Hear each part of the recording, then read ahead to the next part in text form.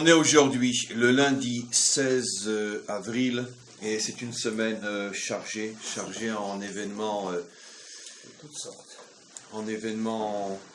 qui concernent notre renaissance sur notre terre, Yom HaZikaron, Yom Ha'atzmaut. Hier, un événement aussi extraordinaire, on était à Sde Boker, sur les traces de Ben Gurion. J'en reparlerai un petit peu dans le cours d'aujourd'hui, un live magnifique de 2 heures qui est sur le site, qui est sur le Facebook, que je vous invite vraiment à regarder, prendre le temps, il y en a pour 2 heures, mais vraiment vous entendrez des choses que on n'entend pas généralement, soit parce que le monde religieux ne parle pas tellement de Ben Gurion et les non-religieux en parlent à leur manière. J'ai essayé moi de faire la synthèse et d'apporter des éléments, des messages qui je pense sont assez uniques concernant le personnage et j'en reparlerai un petit peu dans le cours d'aujourd'hui par rapport au cadre du cours d'aujourd'hui. Donc en tous les cas, une semaine très très importante et évidemment on va forcément parler un petit peu de ce qui va se produire cette semaine, Yom Ha'atzmaut, mais on va commencer par la paracha parce que Yom Ha'atzmaut tombe cette année et souvent d'ailleurs. J'ai oublié quelque chose de très important. Vous savez que Madame Caïn est tellement tsanoua que elle a oublié ou elle a fait exprès d'oublier que la semaine dernière, c'était la Haskara de son mari. Non. Oui. Et on aurait dû, pendant le cours, parler de lui. Mais ça, c'est typique à la famille Caïn. Le roi et la reine Caïn, qui sont vraiment des personnages royaux. Et donc, elle n'a pas voulu que l'on fasse un tapage autour de la Haskara, de la disparition de son mari. Alors, je lui dis, mais enfin, quand même, Madame Caïn, on fait un cours hier, alors que c'est aujourd'hui, alors que c'est la semaine de la Haskara, vous ne nous le dites pas. Mais ça, c'est sa pudeur, c'est sa modestie, c'est la noblesse de cette magnifique famille. Donc j'ai insisté pour qu'aujourd'hui on le fasse. Donc c'était la semaine dernière, la Haskara de notre grand ami, que l'on a considéré comme un père véritablement, Pierre Moshe ben Simcha Caïn. La semaine dernière, c'était donc l'anniversaire de son voilement. Je dis voilement parce qu'il est toujours là, on le sent véritablement présent dans ce cours qui continue grâce à son mérite et au mérite de son épouse aujourd'hui et depuis toujours. Et donc que sa mémoire soit gardée profondément dans nos cœurs et que son âme continue à inspirer chacun de nos cours ici et pour longtemps encore, parce que même quand il ira Triatametim, il sera nouveau là. Et on continuera le cours même dans le Olam Haba. Voilà, très bien. Donc on en a encore pour pas mal de temps. Et comme disait l'autre, l'éternité c'est très long. Surtout vers la fin. Voilà, surtout vers la fin. Lui aussi, que sa mémoire soit là où elle est. C'est un grand homme lui aussi. Et le cours est aussi pour la Refoua Shelema de Shlomo ben Rachel, et aussi à la mémoire de la maman de notre élève et amie, Madame Marco Poli, et sa maman s'appelait Myriam Marco Poli, et le cours est aussi à la mémoire de sa maman. Et on rentre directement dans le cours. J'étais en train de dire que Yom Ha'atzmaut tombe très très souvent dans la paracha que nous lisons cette semaine, 2 parashiot d'ailleurs, Acharemot Kedoshin. Et très très brièvement, car je veux arriver à l'essentiel, la Parsha d'Acharemot nous rappelle la mort, au début en tous les cas, nous rappelle la mort incompréhensible des 2 enfants de Aaron, le jour de l'inauguration du tabernacle. Et quand je dis une mort incompréhensible, parce qu'évidemment, la lecture Talmud Torah, parce qu'ils se sont approchés d'Hachem sans avoir été invités à le faire. Bon, d'accord, que Dieu nous pardonne une telle lecture, car ceux qui suivent, comprennent, étudient la Torah avec les yeux des maîtres d'Israël, comprennent que ça reste malgré tout incompréhensible. Pourquoi ? Parce que Moshe lui-même, tout ce que je dis est rapporté par Rashi, Moshe lui-même dira à Aaron, et c'est évident que ce ne sont pas des paroles de consolation, c'est-à-dire passer de la pommade et ne pas penser ce qu'on dit. C'est Moshe qui parle, l'homme de la Torah, Ish Emet, un homme de vérité. Moshe dit au père, sache que tes 2 enfants étaient plus grands que toi et moi réunis. Plus grands. C'est impossible que Moshe fasse de ce qu'on appelle de la chanifout. C'est quoi chanifout en français? La chanifa, de la flatterie, de l'hypocrisie. Si Moshe, comment? Flagornerie. Si Moshe dit à Aaron, le père, tes enfants étaient plus grands que toi et moi, donc au moins aie cette consolation. Pourquoi il a besoin de lui dire ça? Pour lui faire comprendre, ne crois pas qu'ils sont morts parce qu'ils ont fait une faute que l'on peut comprendre au premier niveau de l'homme de la rue. C'est beaucoup, beaucoup plus profond que cela. Et Moshe rajoute, Hachem m'avait dit que le jour de l'inauguration se passerait quelque chose qui servirait de modèle pour toutes les générations à venir. Bon, j'étais loin de penser que ce qui allait servir de modèle, ça serait la mort de tes 2 enfants.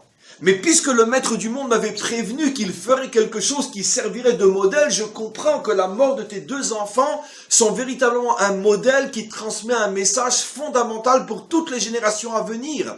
Et si eux ont été choisis pour éclairer toutes les générations à venir, imagine-toi leur grandeur. J'ai encore rien expliqué, bien sûr. Et donc, ils étaient plus grands que toi et moi. Donc, c'est une demi-consolation. Maintenant, toujours dans la lecture premier niveau, ridicule et stupide, nos maîtres se posent la question, mais qu'est-ce qu'ils ont fait vraiment de grave pour mériter cette mort, alors que leur intention était bonne, se rapprocher d'Hachem, apporter une offrande qui, comme on le sait, dans le sens profond des choses, est la plus importante de toutes, la Ktoret. Alors c'est vrai, ils n'avaient pas reçu l'ordre de le faire, mais l'intention était bonne. On est le 8e jour, c'est-à-dire le premier jour de la descente de la Shrina dans ce monde. Ils vivent, j'imagine, une émotion, quelque chose, une élévation spirituelle énorme. Et ils prennent sur eux, sans qu'on leur ait demandé de le faire, de prendre de la Ktoret et de la porter dans le Saint des Saints. Un feu sort et les dévore leur âme. Et Rachi fait bien comprendre, c'est uniquement un feu, si j'ose dire, spirituel, qui dévore leur âme, mais le corps est resté intact. Quel est le message? On verra dans quelques instants. Mais quoi qu'il en soit, leur intention était bonne. On ne tue pas quand même les 2 enfants du Kohen Gadol parce qu'ils ont une bonne, mauvaise intention. Qu'est-ce que c'est cette histoire-là? Alors nos maîtres essayent de fouiller. Qu'est-ce qu'ils ont fait? Alors là aussi, ils apportent des réponses très dangereuses si on les comprend au premier niveau. Un maître dit parce qu'ils avaient bu de l'alcool avant de rentrer. Ouais, des soulards, quoi, des voyous. Non, mais vous imaginez qu'on va prendre ça au premier niveau, alors que ces soulards, ces voyous sont décrits par Moshe comme étant plus grands que Moshe et Aaron réunis. Un autre texte, un autre maître dit, parce qu'ils n'étaient pas mariés, ils avaient refusé de se marier, ils avaient la possibilité de se marier, ils avaient préféré rester des célibataires pour se marier avec Dieu, et ne vivre que dans la fusion, dans le couple divin. Et c'est pour ça que finalement ils ont été punis. Alors bon, allez, on rentre tout de suite dans la véritable compréhension du texte. Qu'est-ce qu'on veut nous faire comprendre par là? Pourquoi serviront-ils de modèle malgré leurs bonnes intentions? Ici, la Torah veut nous faire comprendre une fois de plus un enseignement que j'ai déjà enseigné des milliers de fois et qui est sans doute peut-être la colonne vertébrale, la structure fondamentale de tous mes enseignements. Je pense que rares sont les enseignements où, consciemment ou non, visiblement ou non, je ne surfe pas sur cette notion que je réexplique aujourd'hui. La Torah veut nous faire comprendre la chose suivante, c'est qu'on ne recherche pas Dieu en haut, on recherche Dieu en bas. Hachem refuse fondamentalement, à la différence sans doute de pratiquement toutes les autres spiritualités, toutes les autres religions, qui demandent à l'homme de s'élever vers Dieu, la Torah a demandé à l'homme de faire descendre Dieu dans ce monde. C'est pas toi qui t'élèves, c'est lui qui descend. Et si tu te déconnectes de ce monde, à ce moment-là, tu meurs. C'est-à-dire que ta spiritualité devient une spiritualité de mort. C'est quoi la mort? Pas la mort dans le sens, on pourrait dire, terrifiant du terme. La mort, c'est la séparation entre l'âme et le corps. Et c'est la raison pour laquelle seulement leur âme a été brûlée. et pas le corps. Comme pour dire, vous avez fauté avec votre âme. Vous faites monter votre âme en haut, mais moi je me fous de votre âme. Moi ce que je veux, c'est être en bas avec votre corps. Nous ne sommes pas une spiritualité de la déconnexion. Nous sommes une Torah de vie. Et le maître du monde a créé un monde pour que nous, les hommes, nous le fassions rentrer dans ce monde, dans la matérialité de ce monde, dans l'histoire de ce monde. Et donc, eux ont fait tout le contraire. Pourquoi ne s'étaient-ils pas mariés? Mais évidemment, pour ne pas avoir sur leurs épaules le joug familial, à supporter la femme, les enfants. Si tu es marié, tu es obligé de partir travailler, donc tu te déconnectes de ta fausse vision de Dieu qui est en haut. Et eux voulaient rester libres pour ne se consacrer qu'à Dieu. Et qu'est-ce que signifie le fait qu'ils ont bu avant? Évidemment, ils ne se sont pas saoulés. Mais c'était pour pouvoir, comme quand on est un petit peu ivre, ressentir une sorte d'extase, de déconnexion. Parce que quand on sait, quand on a un petit peu bu, on n'est plus vraiment accroché à la réalité de ce monde. On s'échappe un petit peu. Et donc, eux étaient tellement enthousiastes, étaient tellement, on pourrait dire, pris dans ce waouh de la révélation de la Shrina.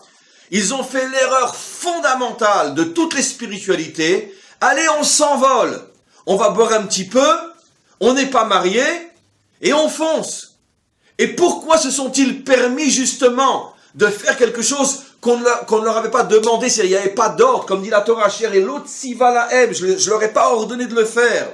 Parce que eux, ils ont voulu le faire justement par enthousiasme et pas par obligation. Car quand c'est par l'enthousiasme, c'est beaucoup plus brillant que quand c'est par obligation. Donc on retrouve tous les facteurs finalement d'une spiritualité déconnectée, d'une spiritualité du ciel et non de la terre. Et ils ont été punis. Pourquoi? En vérité, non, mais j'ai envie de me donner une claque, je viens de dire une bêtise. C'est pas qu'ils ont été punis. Ils ont tout simplement subi la conséquence logique de leur propre acte. Tu veux te déconnecter? Eh bien, très bien, reste en haut. C'est pour ça que c'est l'âme qui a été brûlée. Ça veut dire comme quand quelqu'un il est brûlé par le feu de l'amour ou brûlé par le feu de Dieu, eh bien, il est resté en haut. Il n'a pas pu redescendre. C'est pas qu'il a été puni. Je viens de dire une imbécilité. Ils ont tellement élevé leur âme, eh bien, qu'elle a été brûlée en haut, elle n'a pas pu redescendre. C'est la conséquence normale d'une fausse spiritualité. Hachem avait prévenu Moshe, lui avait dit, sache qu'avec... Il n'a pas dit comment, mais sache que le jour d'inauguration, j'ai l'intention de donner un message éternel à mon peuple, qui après servira de message éternel pour tous les peuples. Puisque Israël est la lumière des peuples. Comment? Si personne ne comprend ce message-là, vous venez de le décrypter. Personne ne comprend. Ben, c'est toute l'histoire du peuple juif qui justement doit faire que ce message devient clair pour d'abord nous-mêmes et après l'humanité tout entière. Alors évidemment que si le message était déjà clair, ça fait longtemps que le Mashiach serait venu et qu'on serait déjà rentré dans la délivrance. C'est un message effectivement très difficile parce que justement c'est ce que je vais expliquer. Jusqu'à aujourd'hui, nous vivons dans le mensonge total qui a pénétré toutes les spiritualités, toutes les religions, y compris la nôtre, que Dieu est en haut, et plus tu te libères de tes attaches physiques et matérielles, plus tu as des chances de le rencontrer. Et plus tu es prisonnier de ce monde matériel, plus tu es engagé dans la matière et dans l'histoire, plus tu t'éloignes de lui. On pourrait dire, c'est le mot d'ordre de toutes les spiritualités, dont certaines vont jusqu'à l'extrême, comme le bouddhisme, comme la méditation, etc., etc. Dans le catholicisme, les représentants de Dieu ne se marient pas, etc. Mais les Havdil, même chez nous, les Juifs, comme on va le voir par rapport à Yom Ha'atzmaut, etc., qu'une grande partie du monde religieux tourne le dos à l'histoire d'Israël. Donc, d'une certaine manière, cette maladie qui a rongé la spiritualité avec un grand S et qui s'infiltre partout, cette maladie est même chez nous. Mais regardez, puisqu'elle a commencé justement cette maladie à s'exprimer avec les deux plus grands dirigeants spirituels du peuple juif à l'époque de Moshe, puisque Moshe dit qu'ils étaient plus grands que Moshe et Aaron. Même eux se sont trompés. Alors si eux se sont trompés, ne parlons pas de tous ceux qui vont suivre. Parce que c'est très dur d'imaginer que je peux être un homme marié avec 10 enfants, travailler du matin au soir, être impliqué dans ma vie, faire l'armée, aller au Milouim, être concerné par ce qui se passe dans ce monde, être impliqué. Et c'est comme ça que je vais pouvoir devenir un être véritablement spirituel. Et tous ceux qui justement se mettent en marge de toutes ces notions-là, eux sont complètement dans l'erreur. Et apparemment, on voit et on ressent le contraire, puisque si je travaille, si je suis marié, si j'ai des enfants, si je suis impliqué dans ce monde, j'ai pas tellement le temps de m'occuper du bon Dieu. Mais si je suis à la yeshiva du matin au soir et j'étudie du matin au soir, apparemment, je ne suis qu'avec lui. Donc, nos sens nous trompent, notre logique nous trompe. C'est pour ça que jusqu'à aujourd'hui, cette erreur fait partie, on pourrait dire, du mensonge universel, malgré le fait que nous lisons cette paracha. Regardez encore plus. Donc on comprend quel est le message, on comprend, vous commencez à deviner quel est le lien avec la semaine de Yom Ha'atzmaut, bien évidemment. Mais allons plus loin. Généralement, nous lisons toujours les deux parachas ensemble, Acharemot et Kedoshim. Kedoshim, ça veut dire soyez saints. Si je m'arrête à cette phrase soyez saints et que je descends dans la rue et que j'interroge tous ceux qui passent ici en Israël, à plus forte raison dans le monde entier, qu'est-ce que 99% vont me répondre? D'accord? Soyez saints. Alléluia. Alléluia. Très bien. Même ici en Israël. Parce que tout de suite, la notion de saint, c'est... Voilà. Très bien. Vous avez lu ou lisez la paracha Kedoshim. 80% des lois de la paracha Kedoshim, soyez saints, concernent des lois sociales du rapport humain entre l'homme et son prochain. 80% des lois de la paracha. Dont le fameux, fabuleux verset, qui est un des versets les plus assassinés de toute la Torah, tu aimeras ton prochain comme toi-même. Dans cette paracha. Pourquoi je dis un des versets les plus assassinés de la Torah? Parce que dans la Torah, il est marqué l'absolu contraire de tu aimeras ton prochain comme toi-même, tu aimeras ton lointain comme toi-même. Tu aimeras celui que tu ne supportes pas comme toi-même, puisque comment qu'on appelle le fameux prochain, qui est une pure invention de traduction grecque, comment la Torah appelle le fameux prochain? Re'acha. C'est quoi la racine du mot Re'acha? Ra, celui qui te fait du mal. Donc il n'est pas tout à fait prochain. Il faut qu'on s'arrête, nous juifs, de traduire ce verset par tu aimeras ton prochain comme toi-même. La seule traduction acceptable, c'est tu aimeras ton ennemi, ton lointain comme toi-même. Je ne vais pas dire ton ennemi, parce que pas non plus véritablement, mais celui qui te dérange, rare, celui qui te dérange. Tu aimeras celui qui te dérange comme toi-même, parce que aimer son prochain comme soi-même, c'est aimer son nombril comme soi-même. celui qui est différent. Évidemment, celui qui est différent. J'avais fait un jour un test dans un cours de femmes, j'ai répété 1000 fois, peu importe, ceux qui l'ont déjà entendu, vous l'aurez tout même. J'avais que des femmes et des mamans dans ce cours, et je dis, quelle est la personne au monde, d'accord, vis-à-vis d'une autre personne qui est absolument incapable d'avoir un véritable amour pour cette autre personne. Alors, toutes les femmes se mettent à chercher, je sais pas. Attends, quelqu'un qui est absolument incapable. Je lui explique que bien que ça, apparemment, ça a l'air d'être un amour énorme, c'est pas du tout de l'amour. Alors, elle cherche. Moi, je m'étais mis déjà une barrière parce que je sais que j'allais me faire lapider, etc. Et puis quand je suis bien posé, je dis, la maman et ses enfants, c'est la personne qui aime le moins au monde, celle qu'elle croit aimer. Bah, bon, vous savez, à vos âges de mère, vous avez tout compris pourquoi. Parce que c'est pas de l'amour, c'est tout simplement quoi? C'est du chatouillement de sa propre chair. C'est pas de l'amour. L'amour, c'est forcément quelque chose qui demande un véritable don, un véritable sacrifice. Et l'amour ne commence qu'à partir du moment où j'aime celui que j'ai aucune raison d'aimer. Parce que si j'ai toutes les raisons de l'aimer, c'est pas de l'amour. C'est tout simplement le culte de soi. Une mère et son enfant, on pourrait dire, c'est l'expression la plus élevée du culte de soi-même. C'est pas de l'amour. Il faudrait trouver un autre mot. Désolé, c'est pas de l'amour. Ve'afta l'ereacha kamocha, tu aimeras celui qui te dérange comme toi-même. Maintenant, on va comprendre pourquoi Rabbi Akiva dit Ze klal gadol batorah. D'accord? Une fois, j'étais en discussion comme ça avec un ami qui était très très très imprégné des sources non juives, et il étudiait aussi le Talmud, etc. Un jour, il vient, il me dit,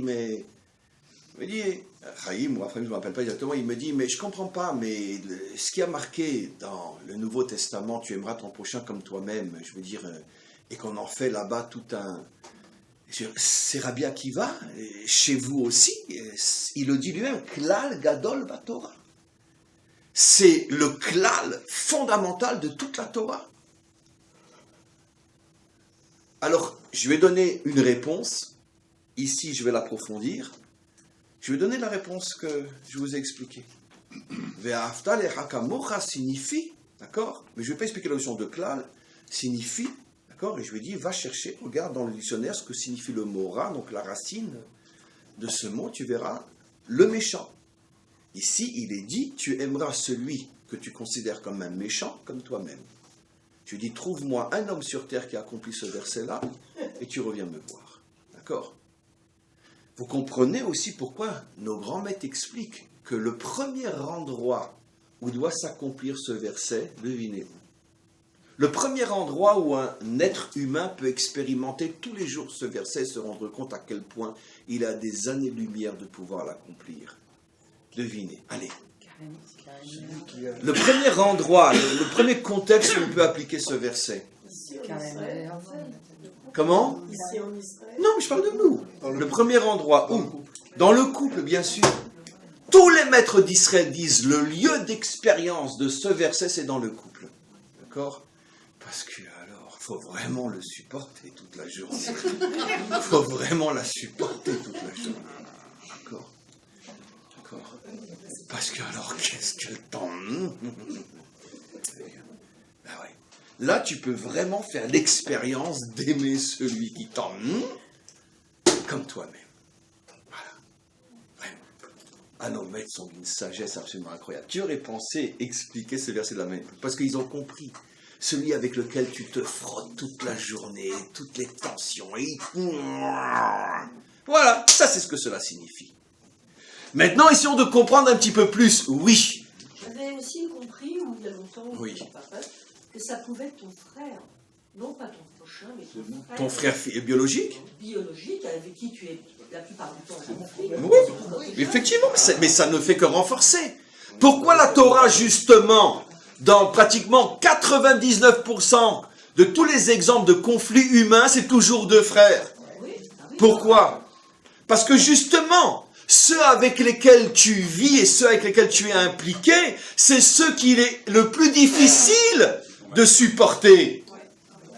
Évidemment. C'est pour ça que nos maîtres nous ont dit, ta femme, c'est elle le réacha qu'il faut supporter. Ah non, tous, mais pas elle. Évidemment. Évidemment. Donc si on revient à ce que j'ai dit au début à Haremot, vous comprenez quelle est la faute inimaginable d'un homme qui se dit, je vais servir Dieu mais je ne me marie pas? Mais c'est l'absolue négation de toute authenticité. Puisque tu n'as pas d'expérience, tu n'as pas cette confrontation avec ce qui te dérange. Donc tu ne peux pas travailler sur toi. Mais revenons maintenant à ce que dit Rabbi Akiva. Pourquoi Rabbi Akiva rajoute Ze klal gadol batorah? Le mot klal, comme vous le savez, puisqu'on joue avec les racines aujourd'hui, c'est quoi la racine du mot klal? La communauté. Klal, qu'est-ce qu'il y a dans le mot klal, la racine? C'est kol, mais c'est quoi kol? C'est keli, réceptacle. Le klal, c'est le réceptacle à l'intérieur duquel se trouvent tous les individus d'une communauté. Pourquoi la communauté est appelée klal? Parce qu'elle contient tous les membres de la communauté. Le klal Israël, c'est le réceptacle, le cadre qui contient tous les enfants d'Israël. Donc la racine du mot klal, c'est le mot keli. Donc quand Rabbi Akiva dit, tu aimeras ton lointain comme toi-même, Ze klal gadol batorah, il veut nous faire comprendre quoi? Que tu ne peux pas arriver à la Torah si tu n'as pas d'abord le klal, c'est-à-dire le keli. Ça veut dire que si tu veux qu'on te serve de l'eau, mais tu ne présentes pas le verre, tu ne pourras pas avoir l'eau. Rabbi Akiva nous révèle ici quelque chose d'absolument incroyable, et on verra dans quelques secondes pourquoi précisément lui, parce qu'il vivait à une époque où c'était tout le contraire. l'époque de la haine gratuite, des querelles entre les différentes sectes et différentes factions à l'intérieur du peuple juif, qui a amené le Chorban Bet Hamikdash, la destruction du deuxième temple. Et donc, il sait de quoi il parle. Le Kéli pour arriver à la Torah, c'est être capable de s'unir avec ceux qui sont différents de toi et de les supporter, de les aimer comme ils sont. Et quand tous ces différents personnages seront regroupés, alors on pourra tous ensemble arriver à la Torah. Pourquoi je dis ça? Je veux répéter, parce que je l'ai répété dans un autre cours hier soir, et je répète aujourd'hui pour la 3e fois, parce que c'est des notions qui me tiennent à cœur, mais comme la prunelle de mes yeux, et précisément cette semaine, la semaine de Yom Ha'atzmaut.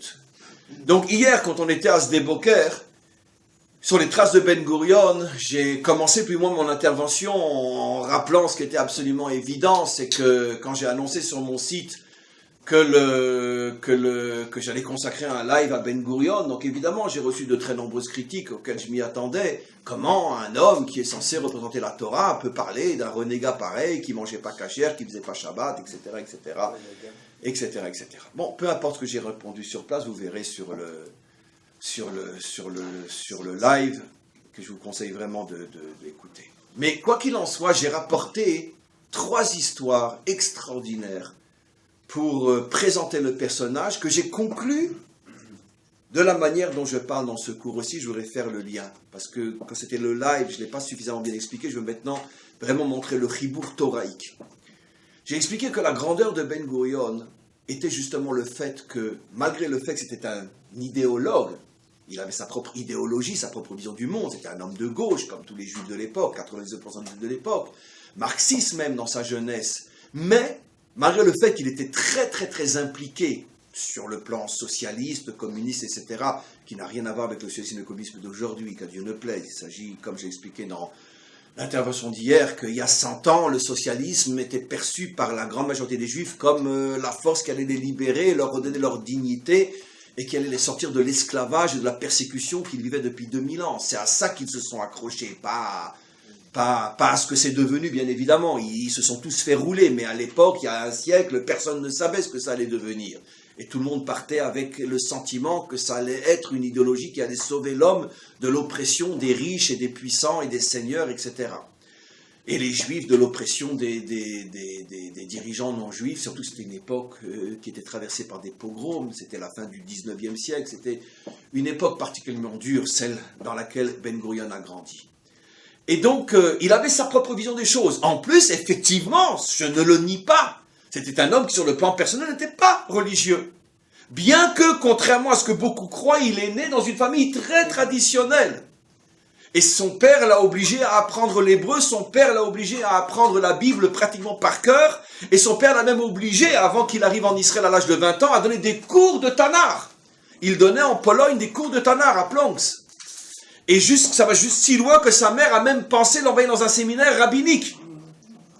Mais c'est vrai que lui s'est beaucoup laissé aspirer par le renouveau de toutes les idéologies du moment et celle à laquelle ont adhéré les juifs qui était le socialisme marxiste, et il n'y avait plus de place après pour, effectivement, la croyance visible telle que nous la comprenons en tous les cas dans le judaïsme. Mais, peu importe, quoi qu'il en soit, malgré que tout le monde, si vous avez tous un petit peu étudié le personnage, vous savez que c'était un homme qui était profondément engagé, on l'appelait d'ailleurs en Israël l'homme de fer, avant la Madame de fer, c'est-à-dire un homme d'une volonté inimaginable, quand il décidait quelque chose, il allait jusqu'au bout, et des fois seul contre le monde entier, ou seul contre même des fois son parti. Ça veut dire qu'il avait vraiment une idée en tête, cette fameuse phrase que l'on connaît de lui, il disait « Je ne sais pas ce que pense le peuple, mais je sais ce qui est bien pour lui ». Ça veut dire, c'est à prendre ou à laisser, mais quoi qu'il en soit, on voit de ce genre de phrase que c'était pas un homme qui regardait les sondages. C'est l'absolu contraire de tous les dirigeants d'aujourd'hui, d'accord ? Comment sont les sondages pour que je sache ce que je dois dire à la prochaine interview télévisée ? Il avait son idée, il savait ce qu'il devait faire, et il pensait faire ce qui est bon pour le peuple, et il se fichait royalement de savoir ce que veut le peuple. Il avançait. C'est mon travail de leader. Avec le bien et le mal, peu importe. Mais pourquoi je dis ça? Malgré tout, le fait que c'était un homme très engagé dans ses idées, il a toujours fait passer le klal, la nation, au-dessus de ses propres idées, de sa propre sensibilité, de sa propre vision du monde. Et quand je dis le klal le klal tel que forcément est un klal. Un peuple ne peut pas être composé de gens qui sont tous comme moi. Par définition, comme on le voit si bien en hébreu, le mot tsibour qui veut dire communauté, peuple. Le mot tsibour est composé de 3 lettres, tzadikim, benoniim, rechaim. Dans un peuple, il y a forcément des justes, des gens moyens et des gens mauvais. Comme je disais hier, c'est sûr que le cerveau voudrait que toutes les parties du corps soient comme le cerveau. C'est sûr que quand le cerveau regarde le pied, il lui dit, bon, dis-moi, à qui t'appartiens, toi? Ben, je fais partie de la même personne que toi. D'accord? Et puis s'il se tourne derrière, il sera vraiment choqué. Excusez-moi d'être mon franc-parler. Mais c'est pas grave, c'est le même être. Et puis le derrière répond au cerveau, tu sais, la plus belle prière que le monsieur à qui on appartient fait, c'est précisément quand il sort des toilettes à Shariatzar. Voilà. La prière qu'il fait quand il étudie, elle n'est pas aussi belle que la prière qu'il fait quand il sort des toilettes.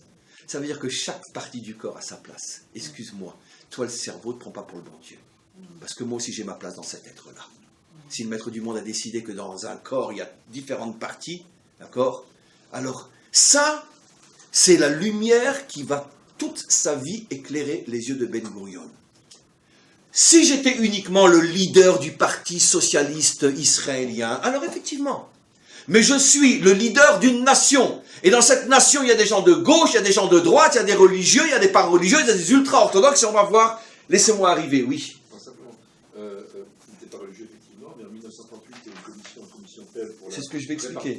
C'est ce que je vais expliquer, justement. C'est dès ce que je vais expliquer. Lui, à titre privé, d'accord, n'est pas religieux. On a été visiter sa maison, il y a des mezouzotes. Alors, comme je m'attendais à la réponse, j'ai demandé à celle qui fait visiter la maison, dites-moi, les mezouzotes, elles datent de l'époque? Elle dit, mais pas du tout, il n'y avait pas de mezouzotes à sa porte.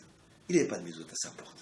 Bah, aujourd'hui, trouver un juif qui ne met pas de mezouzotes à sa porte, c'est très rare. Il n'y a pas de mezouzotes à sa porte. Mais ça ne me dérange pas, parce que je le considère, comme j'ai dit hier, des milliards de fois plus grand que moi. Et je suis sincère. Ça ne me dérange pas. Je continue et j'explique. Malgré le fait qu'il était donc, on pourrait dire, très jusqu'au boutiste dans sa vision des choses, je suis pas religieux, je mets pas de mezuzot à ma porte, alors que n'importe quel juif en Israël met de mezuzot à sa porte, même celui qui prend la voiture le Shabbat, lui il met pas de mezuzot à sa porte. Mais, lorsqu'il va s'agir de choix qui dépendent de la nation, il oublie ce qu'il est à titre privé, il redevient le représentant de la nation, et il veut que tous les aspects, que toutes les factions de la nation soient inclus dans ses choix. Dans ses décisions, pardon. Il va y avoir 3 événements fondamentaux qui vont montrer la grandeur de l'homme qui a compris l'enseignement de Rabbi Akiva. Pour revenir au véritable judaïsme, il faut d'abord reconstruire le klal, le keli. 3 événements majeurs. Le premier, qui je me suis aperçu, est méconnu de la grande majorité des juifs et israéliens, des juifs de Chutz-Laretz, n'en parlons pas, même des israéliens. Il est décidé que le jour où le mandat britannique va s'arrêter, d'accord, le jour où les Britanniques quittent le pays, ce jour-là, Ben Gurion, en dépit de l'avis de tout son staff, qui lui avait dit, mais attends, si tu déclares l'indépendance, c'est le jour même, toutes les armées arabes qui vont fondre sur Israël. Tu es en train de terminer le génocide que Hitler a commencé. C'est un homme qui est jusqu'au boutiste. Il a son idée. Il dit, moi, je le fais. Je serai seul, peu importe. Vous êtes avec moi, tant mieux. Je le fais. Et il le fait, ils sont tous là. Mais le problème, c'est qu'on s'aperçoit que le jour où les Britanniques vont quitter le pays, ça tombe un Shabbat. Ils ont quitté le pays, non le 5 Iyar, mais le 6 Iyar, qui tombe un Shabbat. Quand Ben Gurion apprend ça, il va trouver son staff, il lui dit, finalement la déclaration on l'a fait vendredi, pas samedi. Alors ils lui disent, mais attends, je ne comprends pas, mais ils s'en vont samedi, ils ne s'en vont pas vendredi. Il dit, oui, mais samedi c'est Shabbat. Alors son staff lui dit, Shabbat c'est quoi? Ah ouais. Tous les juifs de l'époque, ils sont avec lui, ils ne savent pas ce que c'est Shabbat. Ils lui disent, Shabbat c'est quoi? Eh bien Shabbat, c'est le jour saint, mince alors, on ne le fera pas Shabbat. Il dit, mais t'es fou, t'es devenu religieux.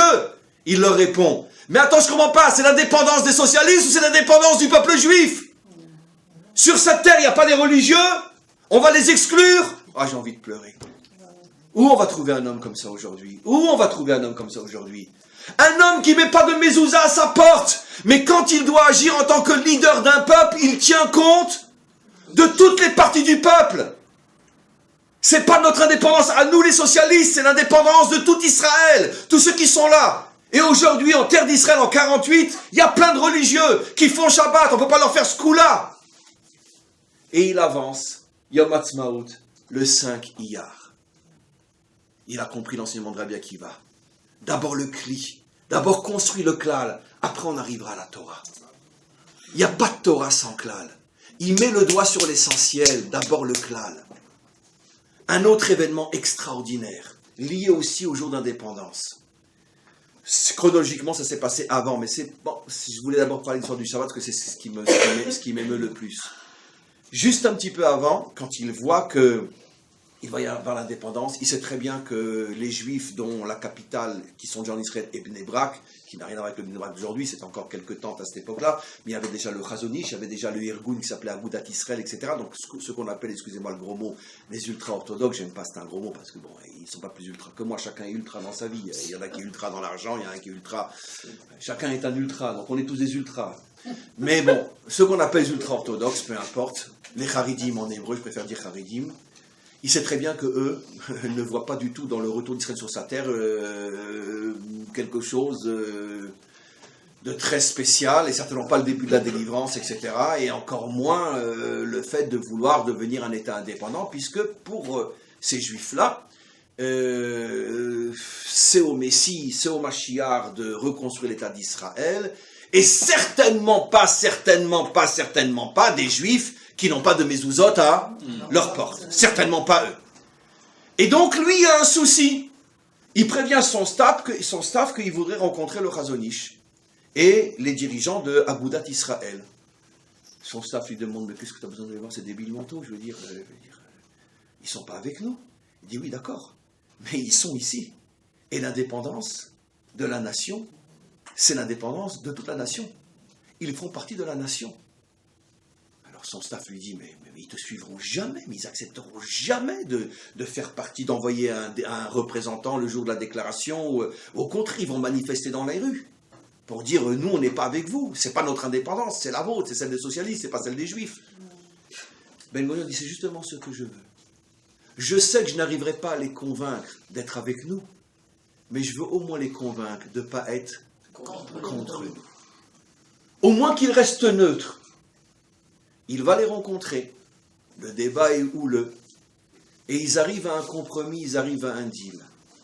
Un des deals les plus extraordinaires de l'histoire, venant de Ben Gurion, c'est à pleurer. Et à un océan de larmes. Il arrive à leur faire obtenir qu'ils ne manifestent pas dans la rue ce jour-là pour montrer au monde entier que ceux qui se considèrent comme les vrais juifs n'ont rien à voir avec cet état-là. Donc ils ne manifesteront pas. C'est-à-dire que, d'une certaine manière, ils acceptent. Puisque si tu n'es pas contre, c'est que forcément tu es pour. Comme dit le Talmud, Shtika Keoda. Quand on fait quelque chose qui te dérange, si tu n'hurles pas, c'est que fondamentalement tu es d'accord. Donc ils acceptent passivement d'être d'accord. En échange, ils posent deux conditions. C'est que l'État d'Israël s'engage en tant qu'État à ne jamais violer les lois de la Torah. Jusqu'à aujourd'hui, ça tient. Ben Gurion accepte, avec des hauts et des bas, comme on le sait. Mais globalement, l'État d'Israël en tant qu'État, avec des hauts et des bas, mais globalement, l'État d'Israël s'engage à être un État qui respecte les lois de la Torah, alors que c'est à l'époque et pendant encore 30 ans un État hyper socialiste, donc absolument pas religieux. Et deuxième chose qu'il demande, c'est que tout ce qui touche la vie privée, les mariages, les divorces, etc., ça reste entre les mains du rabbinat, c'est-à-dire interdiction de procéder à un mariage laïque en Israël. Ça tient jusqu'à aujourd'hui. Mais qui se souvient que c'est un marxiste qui a accepté, ça tient jusqu'à aujourd'hui, que l'État d'Israël officiellement respecte la Torah et que l'État d'Israël officiellement interdit un mariage laïque jusqu'à aujourd'hui, 70 ans après, un juif marxiste qui n'a pas de mezouza à sa porte, comment il est arrivé à faire une chose pareille? Le souci de la nation qui passe au-dessus de ma conviction personnelle. Mais trouvez-moi un comme ça aujourd'hui, un qui est capable de mettre ses idées de côté pour le bonheur de la nation. Un, Bibi. avec ou sans barbe, ça n'existe pas. Comment? Bibi. Il a dit Bibi. Bibi. Bon, ne rentrons pas dans un débat houleux. Très bien. La seule raison pour laquelle je vous dirais non, c'est parce qu'il n'y a plus aujourd'hui, dans notre génération, d'hommes aussi engagés idéologiquement qu'il y a 100 ans. Donc pour un Ben Gurion, socialiste marxiste, s'engager à ce qu'on ne puisse pas se faire un mariage laïque en Israël alors qu'il est il est la tête de l'État, avec la conviction et la vision du monde qu'il a, c'est comme s'il se jetait vivant dans le feu, tellement ça a dû lui faire mal. Mais le souci de la nation était plus important pour lui. Mais c'est pas fini, mes amis. Voilà le deal. Vous ne manifestez pas, et moi je m'engage à ces deux conditions. Et jusqu'à aujourd'hui, l'État d'Israël vit sur la décision de Ben Gurion. Mais c'est pas fini. Il revient 2 mois plus tard, il redemande un rendez-vous avec Agudat Israël. Ils ne comprennent pas pourquoi, le deal est fait, que nous on n'a rien demandé de plus. Et il vient, il fait un cadeau. Vous savez ce qu'il va rajouter? Ça, personne ne le sait en Israël. C'est tellement dommage qu'on n'enseigne pas l'histoire à nos enfants. Eh bien, il prévient les leaders religieux que les jeunes ultra-orthodoxes qui voudront rester à la yeshiva ne sont pas tenus de s'engager dans l'armée. C'est de Ben Gurion, oui, c'est de Ben Gurion, oui. Et personne ne le lui avait demandé, oui. Ça faisait pas partie du deal de Yom Ha'atzmaut. Oui, personne ne le sait. C'est certainement pas les religieux qui vont le dire. Il vient de lui-même et jusqu'à aujourd'hui, 70 ans après, avec tous les hauts et les bas et toutes les discussions ça tient plus ou moins. Il vient et il dit, ceux qui s'engagent à rester à l'étude jour et nuit sont dispensés de l'armée. Mais qui lui a demandé de faire ça? Quelque part, Ben Gurion sent que le peuple juif a malgré tout besoin d'une poignée de ceux qui ne se consacrent qu'à la Torah. Je rajoute, d'accord, et c'est mon avis personnel et celui de beaucoup d'autres, Ben Gurion, quand il dit ça, il le dit à une époque où ceux qui vont rester à étudier jour et nuit ne sont que quelques centaines et sont de vrais étudiants jour et nuit. Ça veut dire ni vacances, ni vendredi après-midi, ni samedi soir, ni les 3 semaines de vacances où tout le monde va faire du kayak, etc., etc. Ça veut dire de vrais. À cela, Ben Gurion dit, finalement, j'ai besoin de 400, 500 fous furieux qui ne bougent pas de leur livre. Va savoir si ça ne va pas nous aider aussi dans nos conflit militaire. Mais si Ben Gurion voyait ce qui se passe aujourd'hui, c'est évident qu'il nous dirait à haute voix, c'est pas pour ça que j'ai donné ce cadeau-là. Mais quoi qu'il en soit, peu importe, même à l'époque, c'est un socialiste marxiste. Comment qu'il peut dire à un jeune de 20 ans, reste dans ton étude de Torah, ne va pas aider tes frères à se battre? Comment il peut dire ça? Alors que l'emblème du socialisme et du marxisme, c'est le travail, c'est l'engagement, c'est le travail sur le terrain et pas le travail dans les livres. Comment il peut dire ça? Ça vient de lui. Et jusqu'à aujourd'hui, ça tient plus ou moins. Ça, c'est la deuxième chose, la troisième chose, pardon.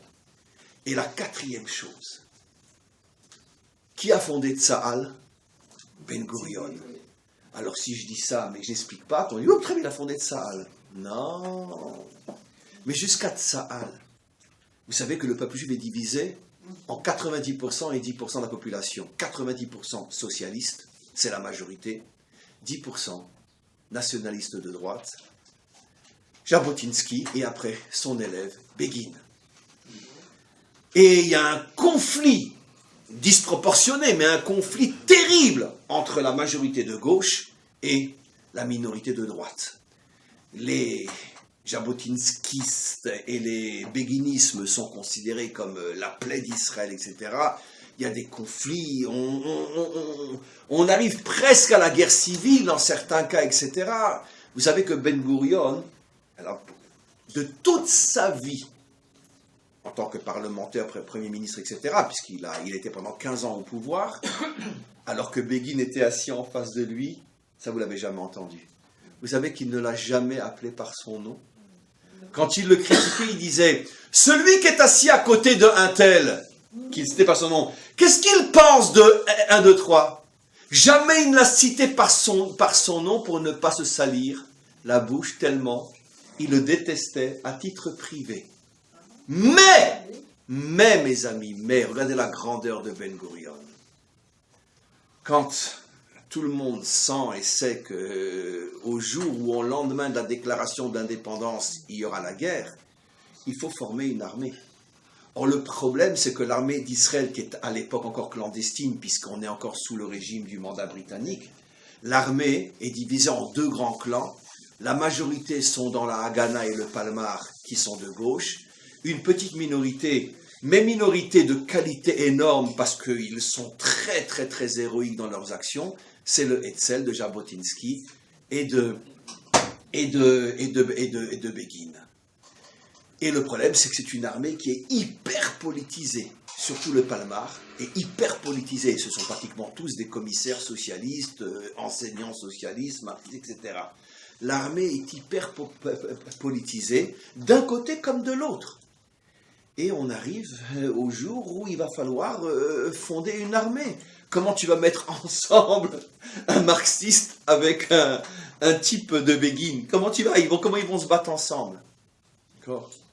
Ben Gurion réunit tout le monde, tous les chefs des 2 factions, dont la majorité sont de son parti à lui. Et il dit, on fonde une nouvelle armée, où j'interdis, sous peine de l'exclure de l'armée, tout celui qui parlera de politique au sein de l'armée. Jusqu'à aujourd'hui, ça tient. On est l'une des rares armées au monde qui n'est pas politisée, ou presque, parce que nul n'est parfait. Alors, son staff lui dit, mais enfin, je ne comprends pas, tu devrais dire à ceux du Hetzel de laisser leurs idées de côté, parce que nous, on est 90% du peuple, et eux, ils ne sont que 10%. Nous, on représente le peuple. Ben Gurion en premier leur dit, même de notre côté à nous, personne ne parle de politique. Je veux l'armée du peuple. Et dans le peuple, il y a des gens de droite, et on doit les respecter. Personne ne parle de politique. J'en entends un qui parle de politique, je le fous dehors. Certains voudront s'amuser avec Ben Gurion, de grands officiers, des héros de guerre, il les fout dehors, et d'Afka de son propre parti. Jusqu'à ce qu'il fonde une nouvelle armée, qui est l'armée de la nation, dans laquelle il est interdit d'exprimer ses idées politiques. Aujourd'hui, c'est plus facile, parce que c'est 50-50. Mais à l'époque, quand c'est 90% et 10%, le 90%, c'est l'éléphant qui peut écraser la mouche. 90% prennent sur eux de se taire devant les 10% pour ne pas offenser la sensibilité politique de ceux qui font partie de la même armée que moi. Ils sont prêts à mourir comme moi pour le même peuple. On ne fait plus de politique. Voilà la grandeur de Ben Gurion. À chaque fois, il est capable de faire passer son idéologie de côté pour construire la nation. Et bien, c'est exactement l'enseignement de Rabbi Akiva. Ve'afta lereacha kamocha. Zeklal Gadol Batorah. Avant de parler de Torah, commençons d'abord à construire le réceptacle. S'il n'y a pas une nation unie qui est capable, chacun, d'accepter l'autre, même s'il le dérange, puisque Ben Gurion, même après avoir créé Tsahal, ne commencera pas à appeler Begin par son nom. À titre personnel, il continue à le détester. Mais pour la nation, on trouve un compromis. On fait le klal.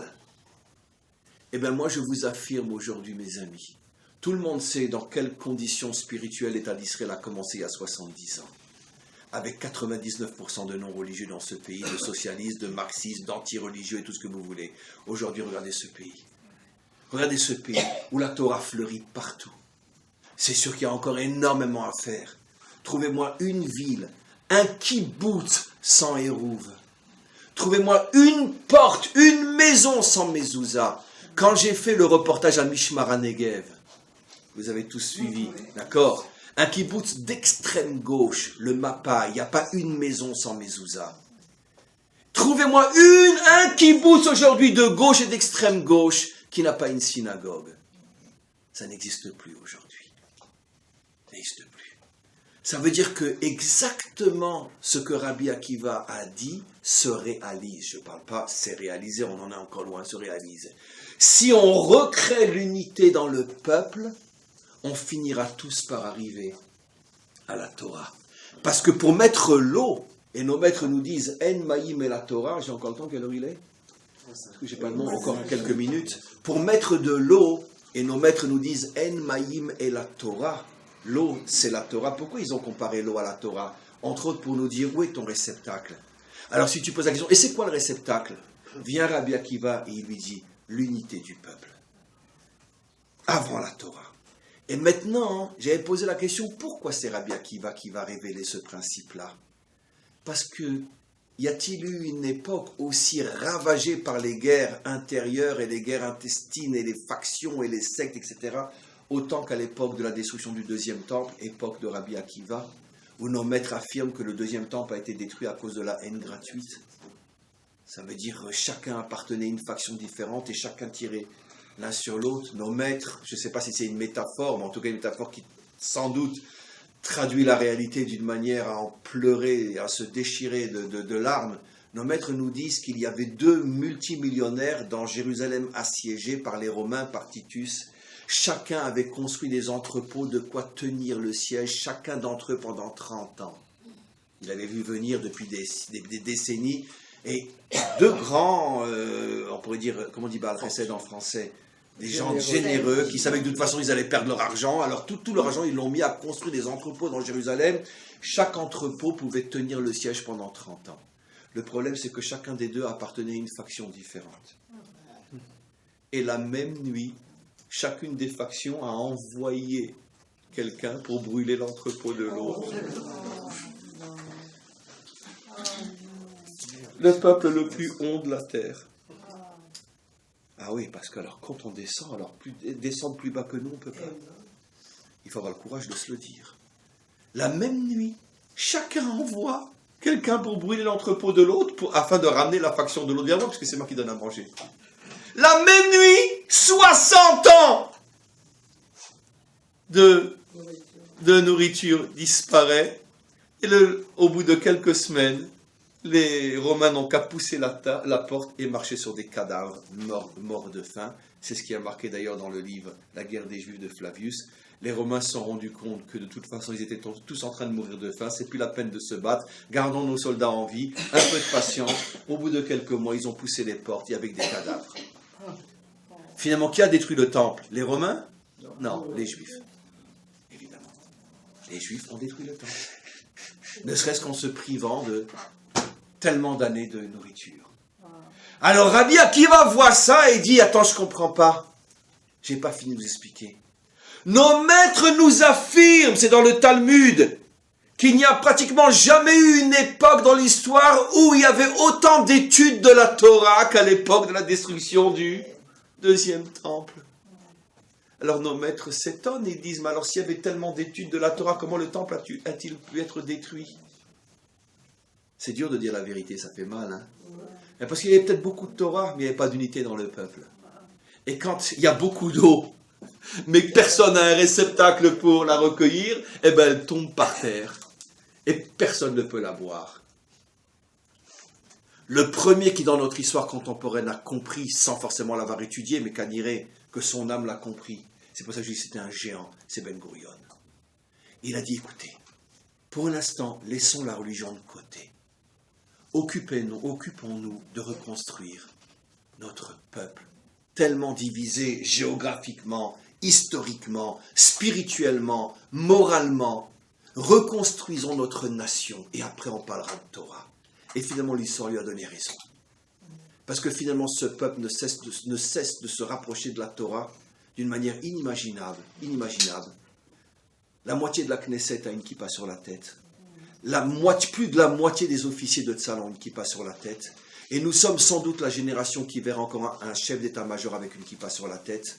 Et sans doute, nos enfants verront un Sarah Bitachon avec une kippa sur la tête. Et peut-être que nos petits-enfants verront un premier ministre avec une kippa sur la tête. Je parle d'une vraie, bien évidemment.